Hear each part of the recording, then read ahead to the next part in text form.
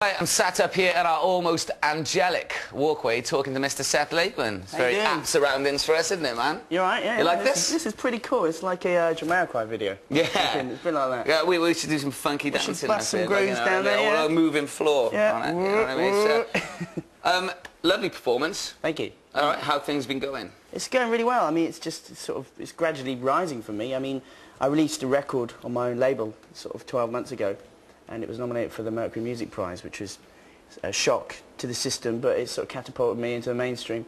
And then Freedom Field's second record, which came out a couple of weeks ago, is doing really well. I don't know, it's top 40 at the moment, and it's just rising in the charts, which is great. That's amazing. It's a good time for us. With the first album, how come you decided to release it on your own record label? Pretty much because I didn't have the luxury of a bigger label. No one was really interested at that point.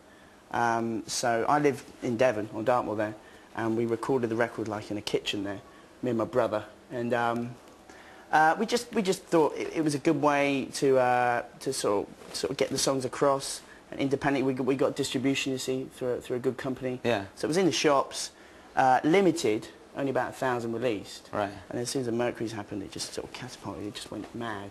Oh, that's amazing to be nominated for the Mercury as well, like one of the most prestigious awards of the year. Well, it's incredible for like an independent artist. I was the only one who wasn't signed that was nominated. Right. Yeah, which is, you know, it's really important, and really important for sort of roots acoustic music, which is obviously what I'm representing. Yeah, yeah. You said you recorded it with your brother. You come from quite a musical family, don't you? I do, yeah. The two brothers. Yeah. Well, like you were originally with the Lakeman brothers. Yeah, you're the youngest, are you? Yeah, we used to drive around. You got it easy then, haven't you? I think I got it easy, yeah. I get away with murder from my mother, yeah. But it was pretty good growing up with the brothers. I mean, was it anything like the Osmonds? A little bit sometimes. Or the Brady Bunch? I used to get my bow out and just sort of try and whip them with my violin bow, keep them at bay. But no, it was good. We enjoyed it, and we sort of sparked off each other, as you would. You know, we're all musicians. Yeah. So we sort of spark off each other as you learn. You know, one of them was doing a degree in jazz, one of them in pop, and you know, and it was just sort of influencing each other on the way. Yeah. It's pretty cool. It's good at Christmas. You know, we have all sorts of tunes in the local pubs at Christmas. It's cool. Christmas in Dartmoor must be a hoot. It's wicked, mate. Yeah. Yeah, it's good. Like, I read that a lot of your songs are inspired by like the places that you grew up. Yeah. In Dartmoor, like. It's a big part of what I write about. I mean, I'm born and bred Dartmoor boy. Similar to sort of the landscape around here, actually, and it's quite an inspiration, you know, in terms of the landscape, the stories, the people. You know, you've got a colliery here. There's a song on my record called "The Colliers," which would relate very well. And it's about a mining disaster actually in Gresford, which is in North Wales. And there's all sorts of legends. I mean, there's a song I played earlier called "The White Hare," which is a sort of legend of love, but tells the story of a white witch who goes out onto the moors, and if she catches your eye, if you're walking in the moonlight, she steals your soul away. And that's what local miners used to believe around Dartmoor. Suckers. They were coming out of the pit and they were seeing all sorts of stuff.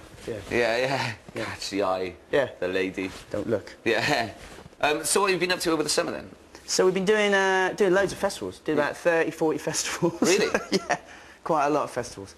A gruelling schedule. Gruelling schedule, amongst sort of trying to get this Freedom Fields out on EMI. So it was good. No, we did like things like Tea in the Park, V, Truck Festival. That was cool for us, 'cause it's quite an indie festival.